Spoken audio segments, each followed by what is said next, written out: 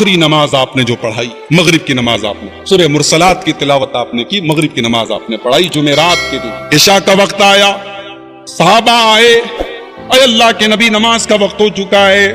آپ کے اوپر کمزوری طاری ہے، آپ نے غسل کیا، ثم ذهب لینوہا، آپ نے اٹھنے کی کوشش کی لیکن آپ بے ہوش ہو کر کے گر پڑے، پھر ہوش آیا، آپ نے پوچھا صلی الناس، کیا لوگوں نے نماز پڑھ لی؟ نہیں اے اللہ کے رسول، ہم ینتظرونک، لوگ آپ کا انتظار کر رہے ہیں، لوگ آپ کا انتظار کر رہے ہیں، ابھی اقامت نہیں ہوئی، ابھی نماز کھڑی نہیں ہوئی ہے۔ آپ نے پھر غسل کیا، پھر آپ کھڑے ہونے کی کوشش کرنے لگے، پھر آپ بے ہوش ہو گئے، غشی طاری آپ کے اوپر ہو گئی، 3 مرتبہ ایسا ہوا، آپ سمجھ گئے اب مسجد میں جانے کی پوزیشن میری نہیں ہے، اب نماز کے لیے کھڑے ہونے کی طاقت میری نہیں ہے۔ آپ نے فرمایا مرو ابا بکر فلیصلی بالناس، او لوگو جاؤ ابو بکر سے کہو وہ لوگوں کو میری جگہ نماز پڑھائیں، ابو بکر سے کہو وہ لوگوں کو نماز پڑھائیں۔ اما عائشہ کہتی ہیں میرے دل میں یہ خیال آیا کہ میرے باپ اگر رسول کی جگہ کھڑے ہو جائے اور رسول صلی اللہ علیہ وسلم کا جو آثار نظر آ رہے ہیں، ایسا لگ رہا ہے کہ اب آپ دنیا میں زیادہ وقت آپ گزاریں گے نہیں، تو مجھے ایسا محسوس ہوا کہ اگر میرے والد رسول کی جگہ مصلی پر کھڑے ہوں گے تو کل کو ہو سکتا ہے لوگ میرے والد کے بارے میں اچھا محسوس نہ کریں۔ تو میں نے اللہ کے رسول سے معذرت کرنے کی کوشش کی، میں نے کہا یا رسول اللہ، میرے والد ابو بکر بڑے نرم دل ہیں، وہ اگر مصلی پر کھڑے ہوں گے وہ اپنے جذبات پر کنٹرول نہیں کر پائیں گے، وہ رونے لگیں گے، وہ نماز نہیں پڑھا پائیں گے، یا رسول اللہ یہ ذمہ داری آپ کسی اور کو دے دیں۔ حضرت عائشہ نے معذرت پیش کرنے کی کوشش کی اپنے والد کی طرف سے، مگر نبی اکرم صلی اللہ علیہ وسلم نے بالکل اٹل فیصلہ کرتے ہوئے کہا نہیں، مرو ابا بکر فلیصلی بالناس، جاؤ اور ابو بکر سے کہو وہ لوگوں کو نماز۔ اسی لیے اللہ کے رسول کی وفات کے بعد جب صحابہ میں اس بات پر ڈیبیٹ ہوا، اس بات پر ڈسکشن ہوا کہ رسول کے بعد خلیفہ کون ہوگا، رسول کے بعد لوگوں کا حکمراں اور لوگوں کی قیادت کون کرے گا، تو حضرت عمر نے کہا تھا کہ ہماری سب سے عظیم عبادت ہے نماز، اور نماز کے لیے سب سے افضل عبادت کے لیے رسول نے جس کو ہمارا امام چنا ہے، رسول نے جس کو دین کا امام چنا ہے، ہم اسے اپنی دنیا کا امام بھی چنتے ہیں، ہم اسے اپنا خلیفہ مانتے ہیں، ہم ابو بکر کے ہاتھ پہ بیعت۔ آج ہمارے بعض بھائی یہ نعرہ لگاتے ہیں کہ اللہ کے رسول کے بعد خلیفہ بلا فصل حضرت علی رضی اللہ تعالیٰ، بھئی علی کا مقام اپنی جگہ ہے، علی کا مرتبہ اپنی جگہ ہے، مگر رسول کے خلیفہ حضرت ابو بکر صدیق، اور یہ رسول نے واضح تو نہیں کہا، کلیئر تو نہیں کہا، لیکن سمبل دے دیا، انڈیکیٹ کر دیا، اشارہ دے دیا کہ میرے بعد اگر کوئی خلیفہ ہوگا تو حضرت ابو بکر صدیق۔ ایک عورت اللہ کے رسول کے پاس آتی ہے، وراثت کا مسئلہ سب پوچھتی ہے، نبی اکرم اس کو مسئلہ بتاتے ہیں، اس کے بعد اللہ کے نبی اس عورت سے کہتے ہیں فَإِن لَمْ تَجِدِينِي فَأْتِي أَبَا بَكْرٍ، اے خاتون کل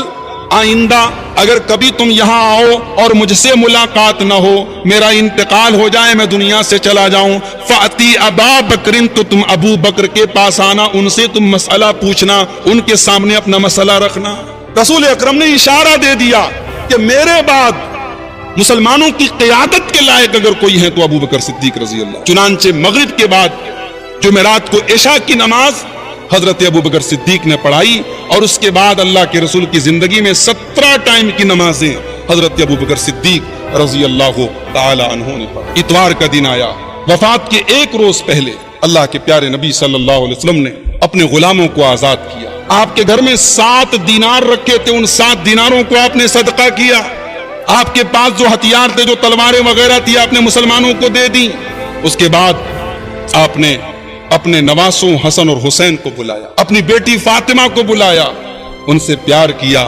ان سے باتیں کی، اور مسلمانوں کو وصیت کی کہ یہ میری بیٹی ہے، یہ میرے نواسے ہیں، ان کے ساتھ تم حسن سلوک کرنا، انہیں تکلیف نہ پہنچا۔ سوموار کا دن، جس دن اللہ کے رسول صلی اللہ علیہ وسلم کا انتقال ہوا،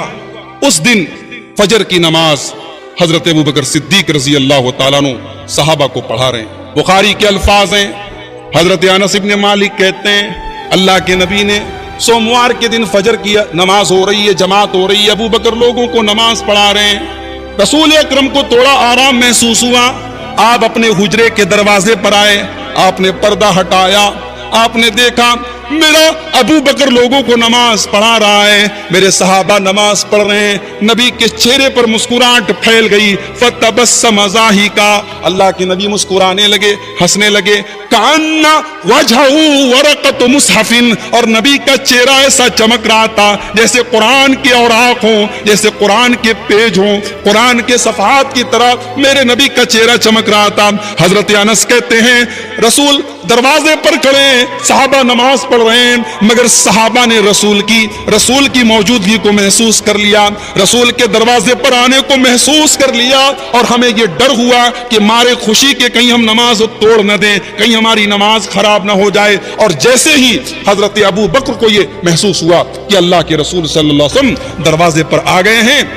حضرت ابو بکر فوراً پیچھے ہٹنے لگے۔ اللہ کے رسول نے انہیں اشارہ کیا، یعنی تم نماز کو کنٹینیو رکھو، تم نماز کو جاری رکھو، تم پیچھے مت ہٹو۔ چنانچہ حضرت ابو بکر صدیق رضی اللہ تعالیٰ عنہ نے وہ نماز پڑھائی، اور اللہ کے رسول صلی اللہ علیہ وسلم نے پردہ گرا دیا اور واپس اندر چلے گئے۔ حضرت انس کہتے ہیں یہ آخری نظر تھی جو ہم نے اللہ کے رسول کو دیکھا تھا، اللہ کے رسول کا آخری دیدار ہم نے۔ سوموار کا دن چاشت کا وقت تھا، اللہ کے رسول صلی اللہ علیہ وسلم کی طبیعت اور زیادہ خراب ہو رہی ہے، اور زیادہ بیماری اور کمزوری اور نقاہت بڑھ رہی ہے۔ آپ حضرت عائشہ رضی اللہ تعالیٰ عنہ کی گود میں سر رکھ کر کے لیٹے ہوئے، اتنے میں حضرت عبد الرحمن ابن ابی بکر آتے ہیں، وہ مسواک کر رہے تھے۔ اللہ کے رسول نے مسواک کرتے ہوئے دیکھا، آپ اتنی کمزوری تھی بول نہیں پا رہے تھے،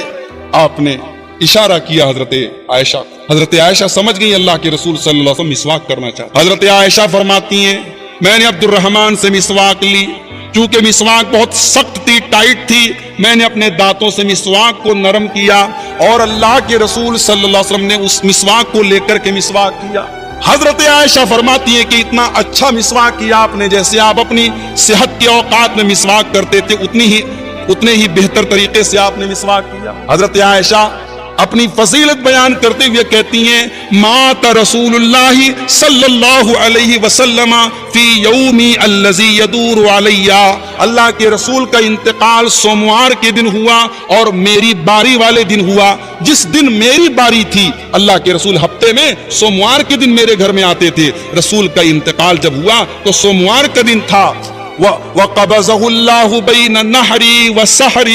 اور جب رسول کا انتقال ہوا تو رسول کا سر میرے پیٹ اور میرے حلق کے بیچ میں تھا، رسول اکرم میری گود میں میرے سینے پر سر رکھ کر کے لیٹے ہوئے تھے۔ وَقَالَ طَرِيقُهُ بِرِيقِ، اور میرا لعاب اللہ کے رسول کے لعاب کے ساتھ مل گیا تھا۔ آخری وقت میں میں نے اس مسواک کو اپنے دانتوں سے نرم کیا تھا، اس مسواک میں میرا لعاب اور رسول کا لعاب مل گیا تھا۔ یہ اللہ کے رسول صلی اللہ علیہ وسلم کی اور حضرت عائشہ کی محبت اور تعلق تھا کہ جو آخری وقت تک قائم تھا۔ میرے پیارے، وفات کے کچھ وقت پہلے آپ کی بیٹی حضرت فاطمہ رضی اللہ تعالیٰ عنہ آپ سے ملنے کے والد کے تکلیف کو دیکھا، کہا